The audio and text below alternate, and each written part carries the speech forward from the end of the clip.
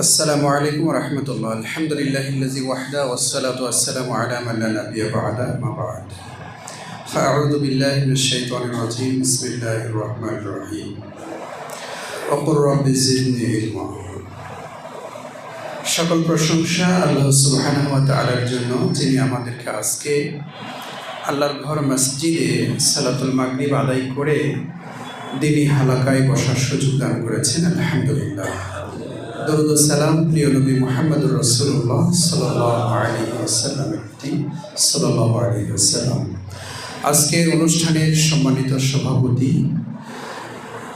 এবং প্রধান অতিথি, বিশেষ অতিথি, আলোচকবৃন্দ এবং সম্মানিত আয়োজকবৃন্দ এবং বিশেষভাবে আমরা যারা দূর দূরান্ত থেকে এসেছি, সকলকে আমি আমার আন্তরিক অভিনন্দন ও মোবারকবাদ জানিয়ে আমি আমার বিষয়ের উপরে সংক্ষিপ্ত কথা বলবো ইনশাআল্লাহ।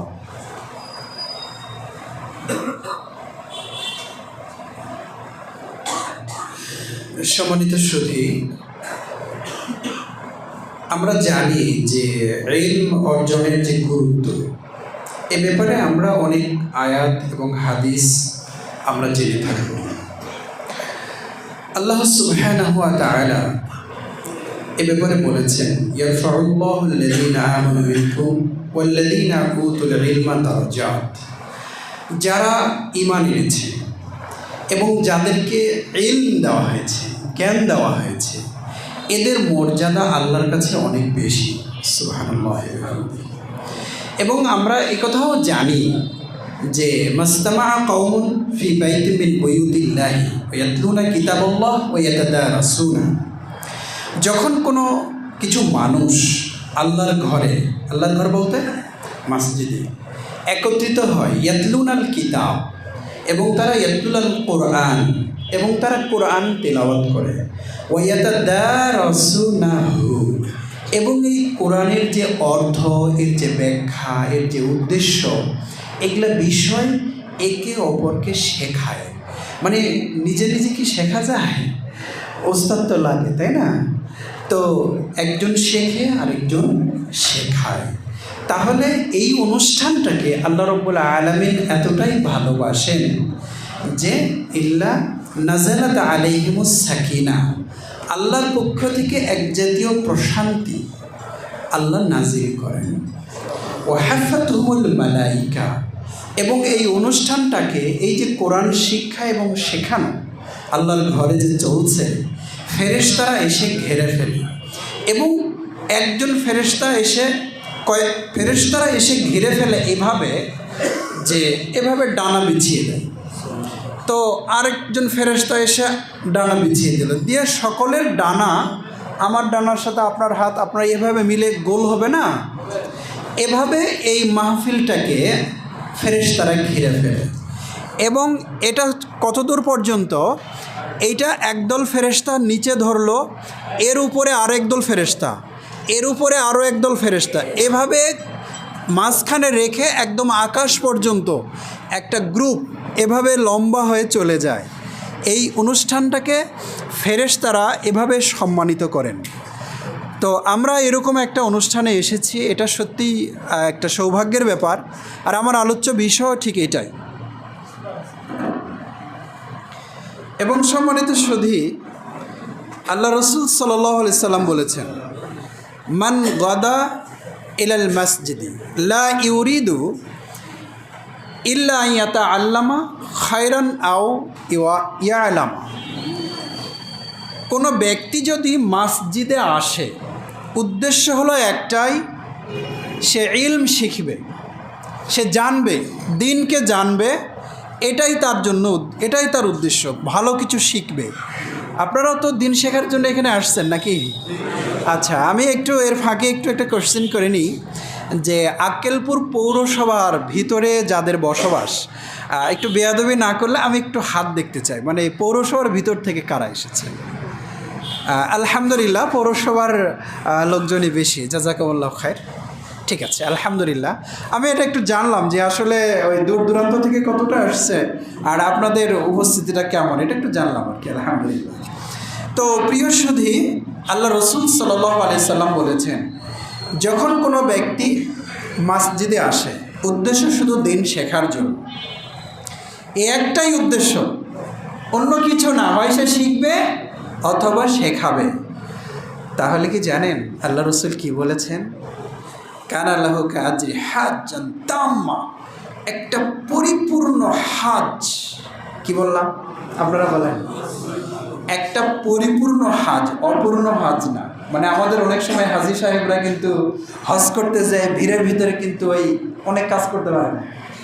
দেখবেন যে ওই হাজিরা আসওয়াদ চুমো দিতে পারে নাই, তারপরে দেখা যাবে যে অনেক সময় ওই কঙ্কর নিক্ষেপ করতে পারে নাই। এ সময় হয় না, হয়তো অনেক বয়স্ক মানুষও থাকেন।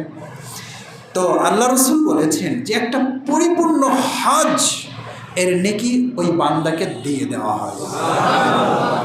আল্লাহ, আমরা যারা এখানে এসেছি দিন শিখতে এবং শেখাতে, তোমার রসুল সাদিকুন ওয়া মাসদুকুন, তিনি সত্যবাদী, যাকে সত্য সহই পাঠানো হয়েছে।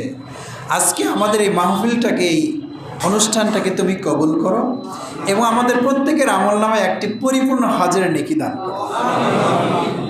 প্রিয় সুধী, আল্লাহ রসুল সাল্লাল্লাহু আলাইহি ওয়াসাল্লাম আরও বলেছেন, মান খারাজা ইলা তালাবিল ইলমি, যে ইলম অর্জন করার জন্য বের হয়, ফাকানা ফি সাবিলিল্লাহ, সে আল্লাহর রাস্তায় জিহাদ, ফি সাবিলিল্লাহ, জিহাদের ময়দানে থাকলে যে নেকি, এই নেকি তার আমলনামায় আল্লাহ রাব্বুল আলামিন দিতে থাকেন হাত্তা ইয়ারজিয়া, যতক্ষণ পর্যন্ত সে ফিরে না আসে।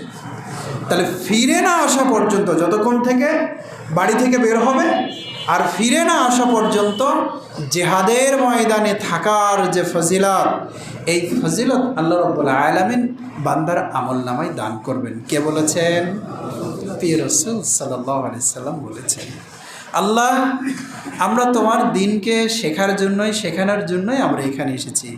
আমাদের এই সময়টুকুকে তুমি জিহাদের ময়দানে থাকার যে নেকি তোমার রসুল ঘোষণা করেছেন, আমাদের আমলনামাতে সেই নেকিটা দিও, আল্লাহুম্মা। প্রিয় সুধী, এভাবে আপনারা জানেন যে যারা ইলম অর্জন করে তাদের জন্য ফেরেশতারা পাখা বিছিয়ে দেয়, তাদের জন্য সকল কুল কায়নাত দোয়া করে সৃষ্টি, এমনকি গর্তের পিপিলিকা দোয়া করে, হাত্তাল মানে হৌতা মানে সমুদ্রের যে মাছ, এই মাছ পর্যন্ত তাদের জন্য দোয়া করে। তো এগুলো আমরা ফজিলত জানি, আলহামদুলিল্লাহ। আমাদের আলেম ওলামা, খতিব, ইমাম, বক্তাদের কাছ থেকে আমরা এই ফজিলতগুলো জানি। তো আমরা কি আসলে কখনো ভেবে দেখেছি যে আল্লাহ এই এলেম অর্জন করাটাকে এত কেন পছন্দ করেন? আল্লাহ রসুল সাল্লাল্লাহু আলাইহি সাল্লাম এই এলেম অর্জন করাটাকে এত প্রায়োরিটি কেন দিয়েছেন?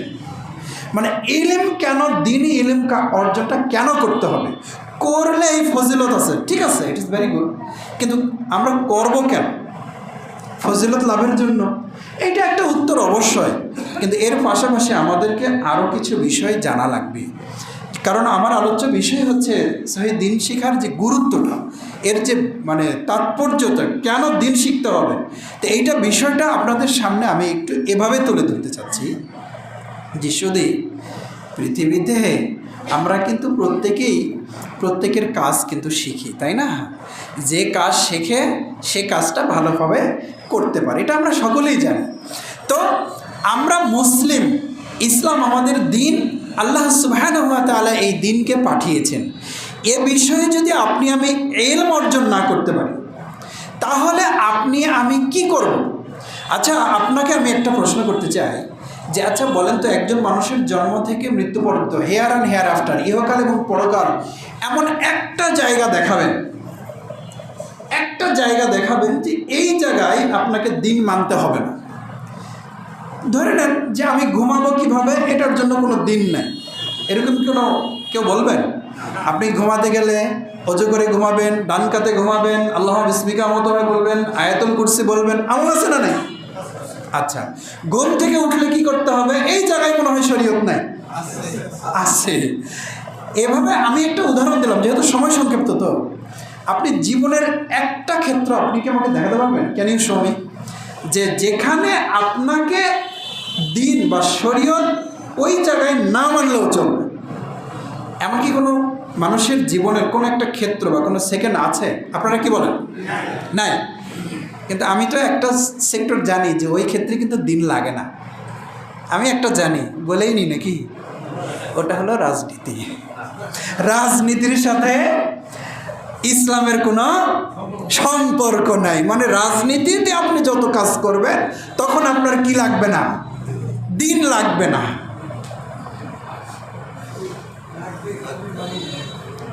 ইন্নালিল্লাহ, সকল ইন্নালিল্লাহ বলি। জীবনের কোনো ক্ষেত্রে দিন ছাড়া নেই, অথচ এক জায়গায় আমরা এমনভাবে মাইনাস করলাম। হ্যাঁ, আমরা আসলে দিনকে কি বুঝেছি? আমি কি বলবো, আমরা তাওহীদবাদী, আমাদের তাওহীদ আছে। তো আমরা অনেক সময় মানে এমন হয়ে যায় না যে একদিন আমাকে একজন বলছিলেন যে ধর্ম যে কোনো একটা মানলেই হয়, মানে এর নাই তো ধর্ম একটা যে কোনো মানলেই হয়। কেন? যে একজন নন মুসলিম আমাকে বলছে যে আপনার ইসলামে যা আছে আমার ধর্মেও তাই আছে, there are some similarities between Islam and Hinduism. ওনার বক্তব্য এইটা। তো কি সেটা প্লিজ এক্সপ্লেইন মি। তো তখন উনি আমাকে বলছেন যে আপনারা কি সিজদা করেন না? হ্যাঁ করি। আমরাও তো কোথাও না কোথাও সিজদা করি। তো হ্যাঁ, তো আপনারা কোরবানি করেন না, পশু জবাই করেন না? হ্যাঁ করি।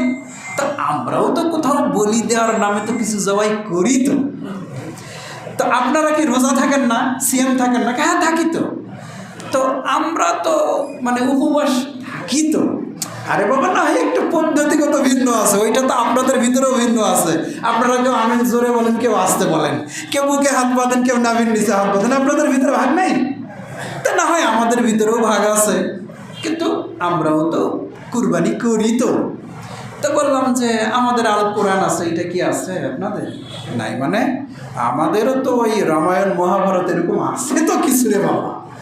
তো আমাদের যে মোহাম্মদ সাল্লাল্লাহু আলাইহি ওয়াসাল্লাম নবী আছে, আপনাদের আছে শেষ নবী? বলেন কি, আমাদের শ্রীকৃষ্ণ আছে না? আছে। তো তো আমাদের জমজম আছে, এইটা কিন্তু আপনাদের নাই, জমজমের পানি।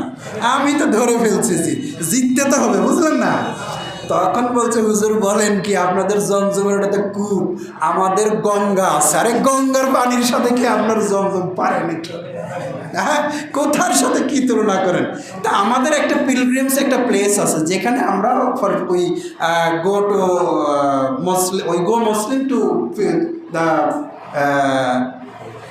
Pure follow the Islamic religious and share of Islam, যেটাকে বলে যে ইসলামের কিছু নিদর্শন যেখানে আছে, আমরা এটাকে হজ করতে যাই। তো এরকম আপনাদের কিছু আছে নাকি? এটা কিন্তু আপনাদের না। আমি কিন্তু এবারে মনে করলাম যে জিতে যাবো, বুঝলেন? তো দেখা যাচ্ছে যে কী বলেন, আমরা কি গয়াকাশী বৃন্দাবন যাই না হুজুর? তো আমি তো দেখলাম যে তো ভারী মুশকিল হয়ে গেল। তো আপনারা এইটা আমার কাছে মনোথিজম অ্যান্ড পলিথিজম। আমাদের দেশের অধিকাংশ মুসলিমরা তারা বাই বার্থ মুসলিম, জন্মসূত্রে মুসলিম, কিন্তু তারা কিন্তু জানে না যে আমি কেন মুসলিম। যদি এইভাবে প্রশ্ন করা হয় তাহলে দেখা যাবে যে একসময় বলবে যে হ তাই তো, আমাদেরও আছে ওদেরও আছে, ধর্ম একটা মানলেই হয়, বুঝলেন না? আরও একটু অ্যাডভান্স লেভেলে তো আমরা অনেকেই বলেও থাকি যে ধর্ম যার যার উৎসব সবার, তাই না? এরকম তো আমরা কিছু বলেও থাকি। তো যাই হোক, আমরা সেই বিষয়ে যাব না। আমরা যে বিষয়টা বলতে চাচ্ছি যে তাহলে বলেন তো, এইটা আমি আপনাদের সামনে যে আসলে একটা নাটিকা বলেন বা গল্প বলেন আমি আসলে পেশ করলাম, এইটা কি শুধু আমার সঙ্গেই ঘটে নাকি? এই যে ধারণাটা, আমি কেন মুসলিম, আমি কেন ইসলাম গ্রহণ করেছি, ইসলাম আর অন্য ধর্মের মাঝে মৌলিক যে কি পার্থক্য, এইটা কিন্তু আমাদের দেশের অধিকাংশ মানুষ, কি আপনারা কি বলেন, জানে? তো এইটা জানবে কি দিয়ে? এলেম ছাড়া কি এটা জানা যাবে? এর জন্য তো দাওয়াতি মাহফিল, দাওয়াতি বৈঠক করতে হবে, জনগণকে এটা তো বোঝাতে হবে যে এটা এটা এটা এটা রে ভাই, দুটো এক না। দুটো যদি এক হইতো তাহলে ইব্রাহিম আলাইহিস সালামকে ওরা বেঁধে সাথে আর ওইখানে আগুনে ফেলাইতো না। আর আমাদের নবী সাল্লাল্লাহু আলাইহি সাল্লামকে ওরাই বলতো যে আলামিন, ওরাই টাকা পয়সা জমা রাখতো, ওরাই আমাদের নবীকে খুব ভালোবেসেছে, তারা রাষ্ট্রও দিতে চেয়েছিল, তারা অনেক কিছু দিতে চেয়েছিল, খুব ভালো মানুষ। তারপরে ওই লোকটাকে কি রাতের আধারে কি বাড়ি ছাড়া হতে হয় নাই? তো সিমিলারিটির কারণে না ডিসিমিলারিটির কারণে? আসলে একের কারণে এখানে পার্থক্য আছে। আমাদের দেশের অধিকাংশ মুসলিম এই পার্থক্যটা জানে না। আপনাদের কাছে জানতে চাচ্ছি, এটা একটা দিক। আমি সময়ের ভিতরে শেষ করবো ইনশাআল্লাহ, আমি ঠিক 30-এ শেষ করব। এটা হলো একদিকে শিরক, একদিকে তাওহীদ। আমার হাতে সময় নাই, এই জন্য আমি এই বিষয়টা বলবো না। আমি আপনাদেরকে জানছি যে দিন কেন শিখতে হবে। আল্লাহ যে দিন শিখতে বলেছেন, আর রাসূল সাল্লাল্লাহু আলাইহি ওয়াসাল্লাম যে দিন শিখতে বলেছেন, এটার তো কারণ আছে। তো এত কেন পছন্দ করেন ফেরেশতারা আপনারা আমার এই মাহফিলটাকে কেন ঘিরে রাখেন? এইটা আপনি যেদিন বুঝবেন, যেদিন আমি বুঝবো এটা, সেই দিন আমি ওই সাহাবীর মতো হব যে সাহাবী বলেন, আল্লাহ রসুল বলেন একদিন বদরের যুদ্ধে যে কুমু ইলাল জান্নাহ আরজুহাস সামাওয়াতি ওয়াল আরজ, সাহাবীরা দাঁড়াও এমন জান্নাতের দিকে যে জান্নাত তোমাদের জন্য অপেক্ষা করছে। এই জান্নাতের ব্যাপ্তি হচ্ছে আকাশ এবং জমিন যেরকম বৃহৎ, তোমাদের জন্য এক একজনের জন্য জান্নাত একটা করে জান্নাত এরকম। তাই হে রাসূল আপনি আমার জন্য দোয়া করবেন যেন আমি সেখানকার একজন অধিবাসী হতে পারি। তখন আল্লাহ রসুল বলেন আনতা মিনহুম, ঠিক আছে তুমি তার ভিতরে একজন। তাহলে তিনি ওই জান্নাতের জন্য রসুলের কাছ থেকে কমিটমেন্ট পেয়ে গেছেন। হ্যাঁ, তো এখন জিহাদের ময়দানে যাবেন, তো ওনার একটা থলে ছিল, থলের ভিতর কিছু খেজুর ছিল। তো খেজুরগুলো তাহলে যুদ্ধ করতে গেলে তো শক্তি লাগবে না। তো তিনি কি করলেন, খেজুরগুলো খেতে লাগলেন। একটা বা দুটো খেজুর খেয়েছেন, তারপরে মনে হচ্ছে আচ্ছা রসুল তো আমাকে তো বলেছেন যে তুমি জান্নাতি, তা আমি খেজুর খাচ্ছি কেন? এত সময় কোথায়? I have no time enough. আমার তো আসলে পর্যাপ্ত সময় নেই। আমার জন্য আমার রসুল জান্নাতের কথা বলেছেন আর আমি খেজুর খাচ্ছি। বাহ বাহ। তিনি, এটা হাদিসের শব্দ, বাহ বাহ। তিনি খেজুরগুলো ছুঁড়ে ফেলে দিলেন। খেজুরগুলো ছুঁড়ে ফেলে দিয়ে রাসূল সাল্লাল্লাহু আলাইহি ওয়াসাল্লাম বলেছেন আমার জন্য জান্নাত, আর আমি খেজুর খেয়ে সময় নষ্ট করতেছি। তখন ওই সাহাবী জিহাদের ময়দানে গেলেন এবং যুদ্ধ করলেন, হাত্তা কুতিলা, এমনকি তিনি শহীদ হয়ে গেলেন।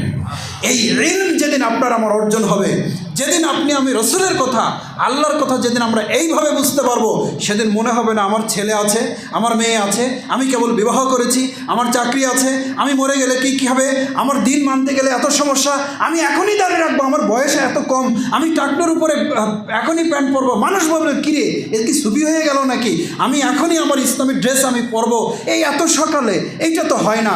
এই জিনিসগুলো আপনার আমার ভিতরে যদি ইলম আসতো, তাহলে এই যে হেজিটেশন, এই যে বিব্রত, এই যে দুর্বল ঈমান, এই বিষয়গুলো আপনার আমার ভিতর থেকে চলে যেত। নাই কেন? আমাদের ল্যাকেজটা কি, আমাদের ঘাটতিটা কি? আমাদের আসলে পর্যাপ্ত শরীয়তের সঠিক জ্ঞান নাই। কথা ঠিক আছে কি না? আলহামদুলিল্লাহ। আরেকটা বিষয় একটু বলে নিই। আচ্ছা, আপনারা ডোজ বোঝেন? ডোজ ঔষধের ডোজ। ঔষধ তো ভালো জিনিস, খেতে হয়, কিন্তু এটা ডোজ মেনটেন করে খাওয়া লাগে না, খেলেই হবে? না না না না না। ডিম খাওয়া, আমি আপনাদেরকে আমি এক আলোচনায় জিজ্ঞাসা করেছিলাম, ভাই ডিম খাওয়া কি? ডিম খাওয়া ভালো। তো বলছে, সবাই বলেন হ্যাঁ সবাই, আপনারা কি বলেন ডিম খাওয়া কি? না, আমি এই কথাটা বলতে চাচ্ছি, আমার একটা কারণ আছে। যে আমাদের দেশে একটা কথা আছে না, যে আপনি ইবাদত যত করবেন তত ভালো, ইবাদত যত করবেন তত ভালো। এটা কিন্তু আমরা কিন্তু মোস্ট অফ দ্য মুসলিম দেন, অধিকাংশ মুসলমান কিন্তু জানে বিষয়টা কি, আপনি ইবাদত যত করবেন তত ভালো।